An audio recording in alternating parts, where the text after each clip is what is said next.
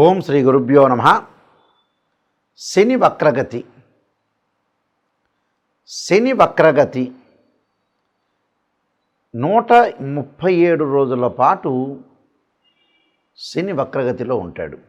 అంటే జూలై 12వ తారీఖు మధ్యాహ్నం 1:23 7 డిగ్రీల 48 నిమిషాలకి ఉత్తరాభాద్ర నక్షత్ర 2వ పాద ప్రవేశంతో శని వక్రగతిలోకి వెళతాడు. వక్రగతిలోకి వెళ్ళిన ఆ మీనరాశిలోనే ఉంటాడు. ఎప్పటి వరకు ఉంటాడు? నవంబర్ 27వ తారీఖున మధ్యాహ్నం 4:04 వరకు కూడా పూర్వాభాద్ర నక్షత్ర 4వ పాదంలో 1 డిగ్రీ 1 నిమిషాల వరకు వక్రగతిలో ఉంటారు. అంటే సుమారుగా 6 డిగ్రీల 47 నిమిషాలకి ఆ శని వెనక్కి వెళుతున్నాడు.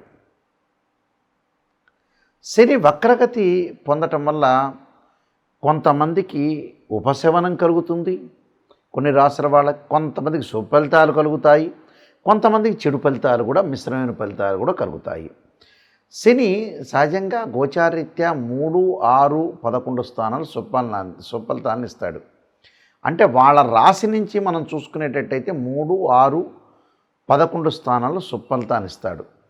శని కొంతమందికి అర్ధాష్టమ, అష్టమ, ఎల్నాటి, కంటక శని యొక్క ఫలితాలు కూడా కొన్ని మంచి చెడుల యొక్క మిశ్రమాలు అనేవి కలిసి ఉంటాయి. వక్రగతి అంటే ఏంటంటే సహజంగా ఎలా ఉంటుందనంటే చాలామంది కూడా వక్రగతి అంటే ఏదో జరిగిపోతుందనే అపోహ, శని గురించి చెప్పంగానే భయభ్రాంతులు చెందుతుంటారు. వక్రగతి అంటే ఏమిటంటే మనకి పైన అంతరిక్షంలో 2 వాహనాలు వెళుతుండగా ఒక వాహనం యొక్క వేగం అనేది తగ్గుతుంది, దాని యొక్క స్పీడ్ అనేది తగ్గుతుంటుంది. అంటే 2 గ్రహాలు వేగంగా వెళుతూ ఉండగా ఒక గ్రహం యొక్క వేగం తగ్గడాన్నే వక్రగతి అంటారు. అది ఎక్కడ వెనక్కి వెళుతుందని చాలామంది అనుకుంటారు. కానీ భూమి మీద నుండి చూసే వాళ్ళకి ఏంటంటే అది వెనక్కి వెళుతున్నట్టుగా అర్థం అనుకుంటాం. కానీ పైన అంతరిక్షంలో అలా జరగదు, దాని యొక్క వేగం మాత్రమే తగ్గుతుందని అర్థం. దాన్నే వక్రగతి అని అంటారు. అంటే దిస్ ఈజ్ అ రెట్రోగ్రేడ్ అంటారు, డైరెక్ట్ కాకుండా రెట్రోగ్రేడ్ అవుతుంటుంది. కాబట్టి శని యొక్క వక్రగతి యొక్క ఫలితాలు ఏ విధంగా ఉన్నాయో ఒక్కసారి మనం తెలుసుకుందాం. మీనరాశి వారికి శని వక్రగతి వల్ల కొంత ఉపశమనం, ఊరట లభిస్తుందని చెప్పుకోవచ్చు. అంటే ఎలాంటి ఊరట? ఆరోగ్యము, ఆర్థిక పరంగా కొంత లావాదేవీల విషయంలో కొంత ప్రతికూలం పోయి అనుకూలం జరిగే అవకాశాలు ఒకటి ఉంటాయి. అలానే తగినంత భోజనం చేయలేక అకాల భోజనం చేయటం, కొంత లావు బరువు తగ్గటంలో కొంత వ్యత్యాసము, వృత్తి ఉద్యోగ వ్యాపారాల యందు కొంత కష్టంగా ముందుకు వెళ్తుంటారు. అంటే ఇబ్బందికరమైన వాతావరణం లేదు కానీ అధిక శ్రమ చేసి ముందుకు వెళ్తారు. అంటే అధిక శ్రమ చేస్తేనే విజయాన్ని సాధిస్తారు ఇక్కడ. అలానే అనవసరమైన విషయాలకి వెళ్లకుండా రుణాలు తెచ్చుకోవటం, మళ్ళీ ఇవ్వటం జరగటం, అప్పులు చేయటం, క్రెడిట్స్ అప్పులు చేస్తారు, మళ్ళీ ఇచ్చే అవకాశాలు, ఆదాయానికంటే మించిన ఖర్చు అయ్యే అవకాశాలు ఎక్కువ ఉంటాయి. ఆదాయాన్ని కొంత తగ్గించుకోండి. అంటే దేనికి తగ్గించుకోవాలో దాన్ని తగ్గించుకొని ముందుకెళ్ళండి. మన దగ్గర డబ్బులు వస్తున్నాయి కదా అని మనం ఖర్చు పెట్టడం కాదు, వచ్చేదాన్ని కూడా పొదుపు చేయాలి. చాలామంది కూడా ఈ మధ్యన ఏం చేస్తున్నానంటే డబ్బులు వచ్చినాయి కదా అని అనవసరమైన విషయాలు ఖర్చు చేస్తున్నారు.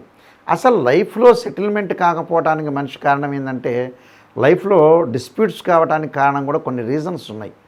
డబ్బులు ఉంటాయి వాళ్ళ దగ్గర, ధనం ఉంటుంది, ధనం దేని ఖర్చు పెట్టాలో తెలియదు. ఆరోగ్యం అంతా చెడిపోయిన తర్వాత డాక్టర్ దగ్గరికి వెళ్తారు. కానీ మనం యాపిల్ ఫోన్ అయితే కొంటాం 50,000 పెట్టి. అదొకటి. ఏది కావాలో డబ్బు పెట్టి అది కొనకపోవటమే సర్వనాశనానికి కారణం. ముందు క్లియర్ ఓపెన్గా చెప్పాలంటే కొంతమంది ఏం చేస్తారు, వాళ్ళ పిల్లల పెళ్ళిళ్ళప్పుడు వెళ్తూ ఉంటారు, అబ్బా మ్యారేజ్ బ్యూరో ఆయన 10,000 అడుగుతున్నాడని అంటాడు. ఆ 10,000 వాడు పక్క రోజు అనవసరం ఖర్చు చేస్తూనే ఉంటాడు. కానీ పిల్లగాడి బాబు యొక్క కొడుకు పెళ్ళి కావాలా, అమ్మాయి యొక్క పెళ్ళి కావాలా, నీకు శాంసంగ్ ఫోన్ కావాలా, ₹1,00,000 పెట్టి శాంసంగ్ ఫోన్ కొడతాడు. అలానే పెద్ద టీవీ కొంటాడు. కానీ దేనికి డబ్బులు ఖర్చు పెట్టాలి? ఆరోగ్యానికి ఖర్చు పెట్టాలి, పిల్లల యొక్క పెళ్ళిళ్ళకు ఖర్చు పెట్టాలి, అన్నీ చూసుకోవాలి. ఉదాహరణకి ఒక పెళ్లి ఫంక్షన్ హాల్లో చేస్తారు, గ్రాండ్గా ఒక 10 లక్షలు పెట్టి హైటెక్ ఫంక్షన్ హాల్లో చేస్తారు. కానీ సమయానికి జీలకర్ర బెల్లం బెటరు. చూడండి ఏమిటి లాభం? 15 లక్షలు పెట్టో, 20 లక్షలు పెట్టో, 50 లక్షలు పెట్టో మంచి ఫంక్షన్ హాల్ డెకరేషన్ చేస్తారు. డెకరేషన్ చేసినప్పుడు అక్కడ మంచి బ్రాహ్మణ్ణి పెట్టరు, మంచి భజంత్రి కూడా పెట్టరు.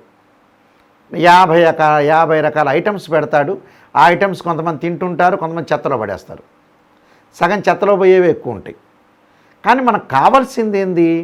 అక్కడ పూజా వస్తువులు, మంచి బ్రాహ్మడు, మంచి పండితుడు, అలానే సమయానికి సరుకులు, తర్వాత వచ్చే మంచి భజంత్రి. ఏవి అవసరమో సమయాపాలన కూడా చూడాలి.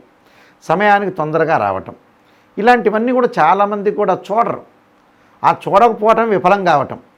కొంతమంది సెకండ్ మ్యారేజ్, థర్డ్ మ్యారేజ్ అవుతూ ఉంటుంది. ఫస్ట్ మ్యారేజ్ విఫలం అయిపోతుంది. కానీ సెకండ్ మ్యారేజ్ కూడా బుద్ధి రాదు. చాలామంది కూడా జాతకపరంగా ఎలా ఉందో చూపించుకోరు కొంతమంది. అసలు కొంతమంది నిజంగా చెప్పాలంటే కొన్ని విషయాలని అవగాహన లేకపోవటమో తెలియదు, అసలు డబ్బు ఖర్చు అవుతుందో తెలియదు. ఏమిటో అసలు ఆ బ్రహ్మగారికి కూడా అర్థం కాదు ఆ విషయం. కానీ చాలా జాగ్రత్తగా ఉండండి. డబ్బు ఖర్చు పెట్టేటప్పుడు దేని ఖర్చు పెట్టు దాన్ని ఖర్చు పెట్టండి. ఖర్చు పెడితే సక్సెస్ అయ్యే అవకాశం ఖచ్చితంగా ఉంటుంది. అలానే ఆదాయానికి మించిన వ్యయం జాగ్రత్తగా ఆలోచన చేయండి. హోదాలు, అంతస్తులు అనుకుంటూ అవస్థలు పట్టడం, అలానే శాంతం లేకపోవటం, కోప ఉద్రిక్తలు బాగా పెరిగే అవకాశాలు ఎక్కువ ఉంటాయి. అంత కోపాన్ని తగ్గించుకోండి. ఇప్పుడు భాగస్వామ్య వ్యాపారం బాగా కలిసి రావటం ఒకటి. డబ్బు అనవసరంగా ఖర్చు చేయటం అనేది మంచిది కాదు.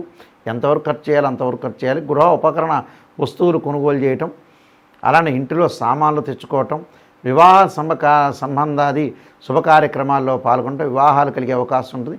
సంతానం ద్వారా శుభవార్తలు. విద్యార్థుల యొక్క ఆలోచనలు మారాలి. అంటే చదువు మీదే కాన్సన్ట్రేషన్ చేయాలి. మిగతా వ్యాపకాలు ఎంతవరకు ఉంటాయి? కొంతవరకే, ఒక ఎక్సర్సైజే అని అర్థం. చదువు మీద మనం కాన్సన్ట్రేషన్ చేస్తే ఎప్పుడైనా సరే అది ఎవరి చదువు అనేది ఎవరు కూడా దొంగలించలేదు. డబ్బైన దొంగలిస్తారు కానీ డబ్బన్న అయిపోతుంది, కానీ చదువు అయిపోదు. అందువల్ల చదువు మీద కాన్సన్ట్రేషన్ చేయండి. మరింత ఫలితాలు రావాలంటే నేను కొన్ని రెమెడీస్ చెబుతున్నాను. ఆ రెమెడీస్ మీరు పాటించి ముందుకెళ్ళండి. జీవితంలో మీకు సక్సెస్ అయ్యే అవకాశం ఖచ్చితంగా ఉంటుంది. శని మనకి మరింత మేలు చేయాలంటే ప్రత్యేకంగా కొన్ని పద్ధతులను పాటించాలి. చాలామంది కూడా శని గురించి ఏం చేస్తారంటే, శని వక్రగతిలో ఉన్నాడు, మాకు రుజుమార్గంలో ఉండగా అంటే డైరెక్ట్ కానీ రిట్రోగ్రేడ్గా కానీ ఉన్నప్పుడు ఏం జరగబోతుంది, దానికి ఎలాంటి మనం పరిహారాలు చేసుకోవాలని చాలామంది కూడా ఆతృత పడుతుంటారు. శని అనుభవాన్ని తెచ్చే గ్రహం నిజం చెప్పాలంటే. ఈ శని అనుభవాన్ని తెచ్చే గ్రహము మనం ఎలాంటి పరిహారాలు చేసుకోవాలి? చాలామంది కూడా వివిధ పరిహారాలు చేస్తుంటారు. వివిధ పరిహారాల్లో మేము పరిహారం చేసినా జరగట్లేదు గురువుగారు, నాయకంటి గారు, మరి ఏం చేయాలని కొంతమంది చాలామంది ఉద్దేశంతో కలిగిన వ్యక్తులు చాలామంది ఉంటారు. వాస్తవంగా రియలిస్టిక్గా శని యొక్క పరిహారాలు ఏం చేయాలి? అందరికీ తెలిసినట్టుగా శని తైలాభిషేకం చేస్తారు. శనివారం రోజున ఆ నువ్వుల నూనెతో అభిషేకం చేయటం, అలానే తెలలతోటి అభిషేకం చేస్తూ ఉంటారు సహజంగా. దానిలో కూడా ఏం తప్పేం లేదు. ఇప్పుడు శని జపం అనేది ఒకటి ఉంటుంది. ఆ శని జపం చేసుకోవచ్చు, తప్పేం లేదు. 19,000 సార్లు వేదోక్త మంత్రంతో శని జపం బ్రాహ్మణోత్తములతో చేయటం ఒక పద్ధతి.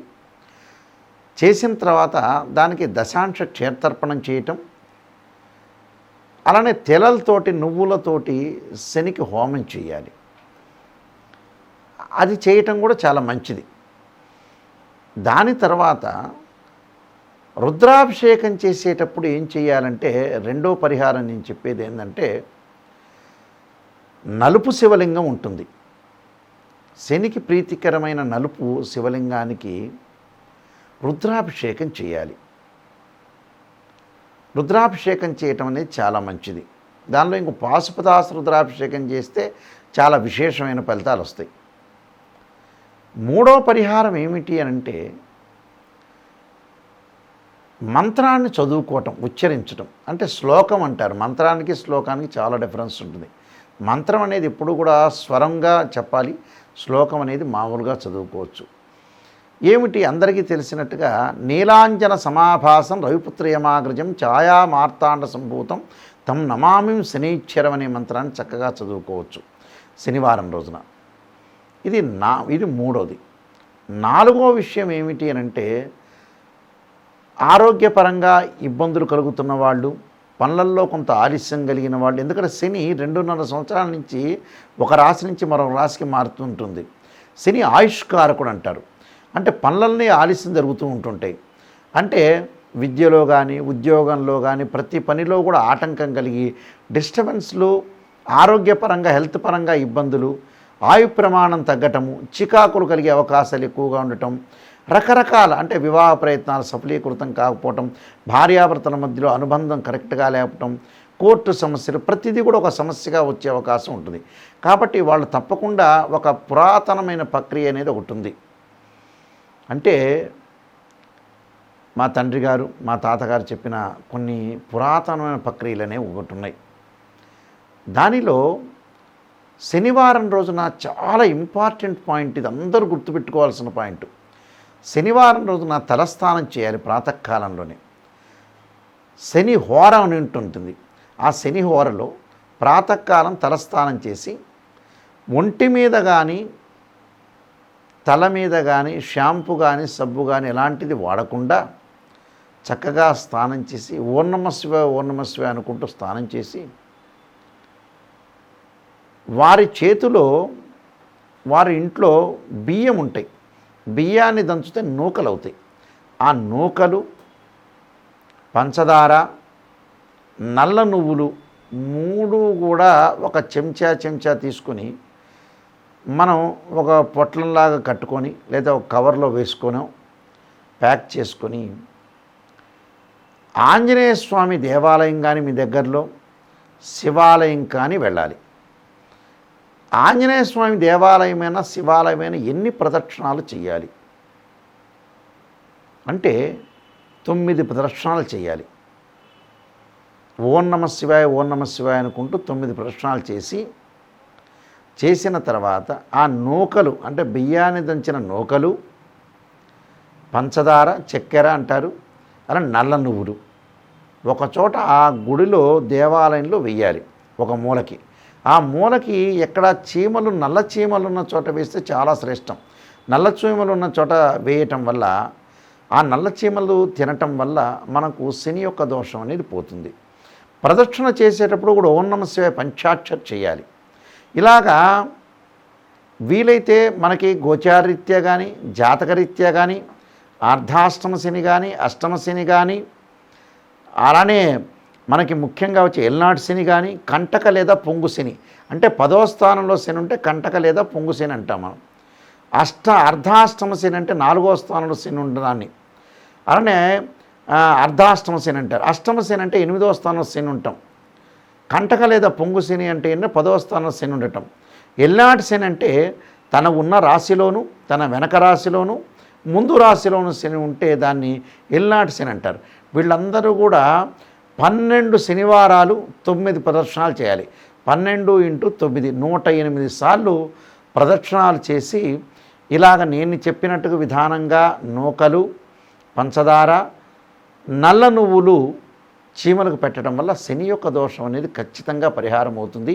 ఇవన్నీ కూడా మీరు తప్పకుండా చేయండి. వీలైతే నల్లని ద్రాక్ష, నల్లని నువ్వులు, నల్లని వస్త్రము, నల్లని గొడుగు కూడా శనివారం రోజు దానం చేయటం వల్ల కూడా మంచి సుఫలితాలు జరిగే అవకాశం ఖచ్చితంగా ఉంటుంది. మీకు అందరికీ కూడా మంచి జరగాలని ఆశిస్తూ సర్వే జనా సుఖినో భవంతు.